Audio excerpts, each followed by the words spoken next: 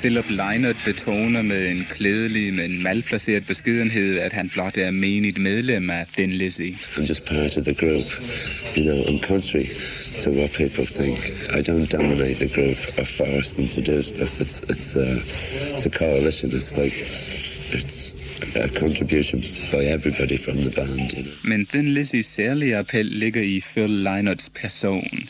Han er søn af en sort brasiliansk sømand og en irsk kvinde. Just before Lizzy happened, I was at school. Me and Brian used to go to school. And we were in, little bands together, We used to play charity concerts. And midweek I'd play, say, the folk circuit with an acoustic guitar. And there would be poets reading poetry. And then I'd come up and I'd play a couple of songs. And, so that's how things. So I used to just do the gigs midweek for the couple of free pints and some spending money. Eric Bell left because of the success of the band. He didn't like to dress up. He didn't like photos. He didn't like flying to other countries to mime to records. He didn't like all the trivia. He didn't like how much of his personal life was getting taken up. So one night he just kicked his amplifier off stage, smashed his guitar and walked off.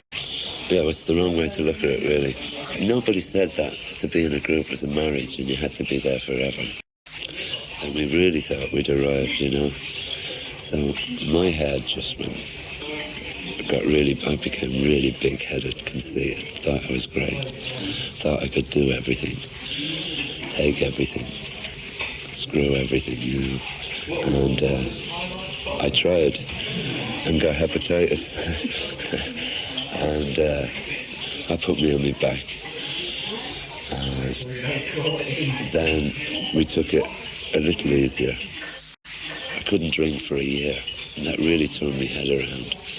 Because being straight for a year after living the way I was living really was like a shock to my system. I think it's a shock to any Irishman's system when he can't have a drink. Da han har fået oplevelsen lidt på afstand, skrev Phil Lynott en sang om de kunstige stimulanser. The media have always tried to give me an image. They've tried to put me in a bag and say that all there is to this guy is a pair of leather trousers and studs. He thinks he's the greatest womanizer in the world. And yet, when I do the poetry, this conflicts with it. And so then they go, he's a romantic. Den mest groteske fejlbedømmelse af Thin Lizzy opstod omkring singlen Killer on the Loose. Sangene er rent faktisk en ubarmhjertig udlevering af manden, hvis hele liv består i at nedlægge damer. Men diverse engelske kvindeorganisationer misforstod sangen fuldstændig. I wasn't misunderstood by a lot of people. I was misunderstood by a lot of fucking jerks. No. Sorry about cursing. I was misunderstood by some very misguided females who seem to think that to talk about women and they seem to get the impression that I was trying to glorify rape, and I don't think there comes a time when they go, hey Mick, you're 30 now, here's your gold watch, we'd like to thank you very much for your contribution to rock and roll, you are now retired. I think that's a fallacy that that only young people can play music. I don't think that's true. I think, any age can play music.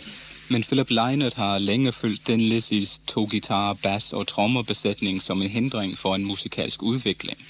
See, working with Thin Lizzy, because there's 2 lead guitarists, keyboards, bass, drums, in a way, it's restricting. It's also a great challenge, which keeps the band really interesting for me. But in a way, it's restricting. So when I do the solo stuff, I'm totally free. I don't even have to sing. Phil Lynotts første solo-succes kom, da Thin Lizzy-guitarist Gary Moore udsendte solo-LP'en Back on the Street i 1978. Phil Lynott skrev, spillede bass og sang på singlen Parisian Walkways. sometimes I get tired of living out somebody else's dream, being what somebody else wants me to be. But the more I wrote about it, the more I realised everybody lives out somebody else's dream.